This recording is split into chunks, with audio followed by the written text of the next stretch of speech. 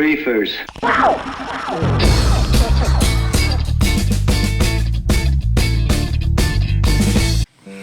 Okay, let me begin this review by stating I tolerate but don't dislike stoner humor. I believe that when it's done right, it can be pretty funny. Schedule 1 is a good example of drug humor done right.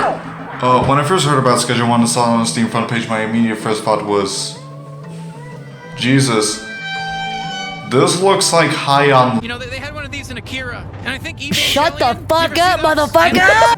And that was my main thought until I told a friend about it, and they decided to try the demo, and they told me it wasn't actually that bad. Turns out it's a drug making a drug dealing simulator. After hearing their thoughts on it, I decided why not give it a shot. So I booted up the game, played through the prologue, made my character, and decided to start a co-op session with them.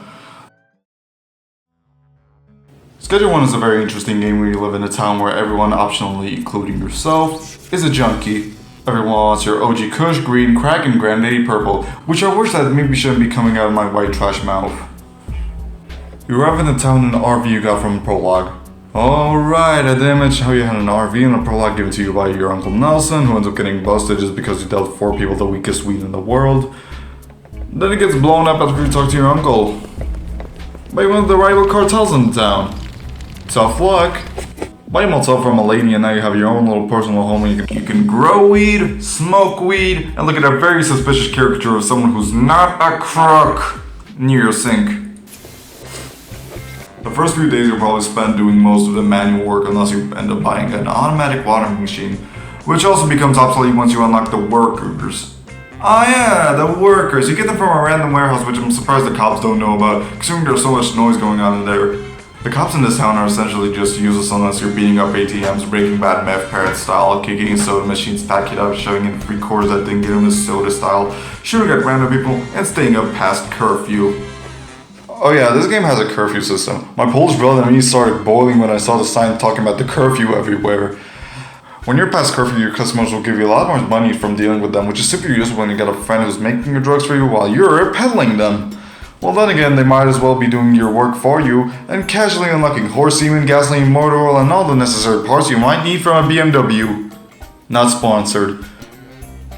While you're essentially Tony Montaning your way through the game, there's a lot of things you'll have to watch out for.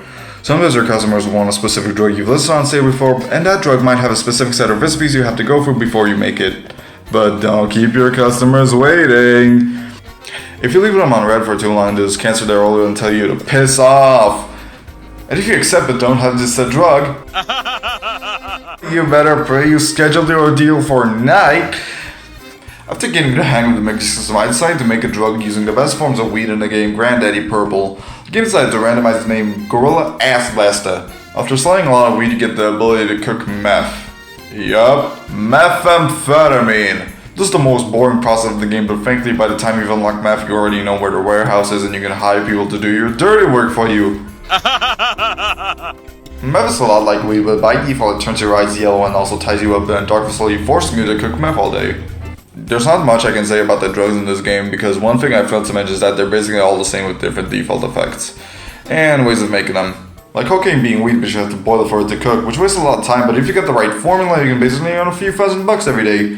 You can also hire your own little personal dealers to do your dirty work for you while they're off driving and passing police checkpoints all day.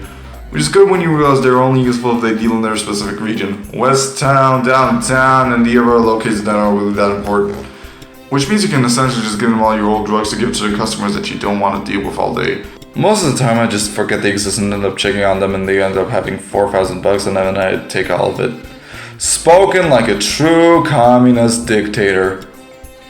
Unfortunately, one of my biggest problems with the game is that it kind of just gets boring after a while.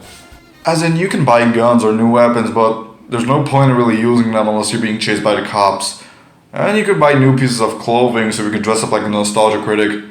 And maybe it's a short attention span kicking in, but it feels like there's not much to do when you're cooking cocaine. It's just like growing weed, except you have to put it on a drying rack, take it to your next place and cook it while waiting for the day to be over, and then you have to mix it, and then you have to package it, and then you have to sell it, and then you have to deal it, and then you have to give it to your dealers, and then you blah blah blah blah blah. Make more and more drugs, buy new homes, and wait all day for the next update.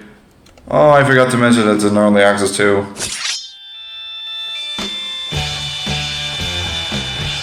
Smoking joints and drinking beer.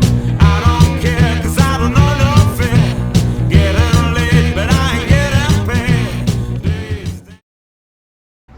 This is a gallon of PCP. Wow! A gallon? Yeah.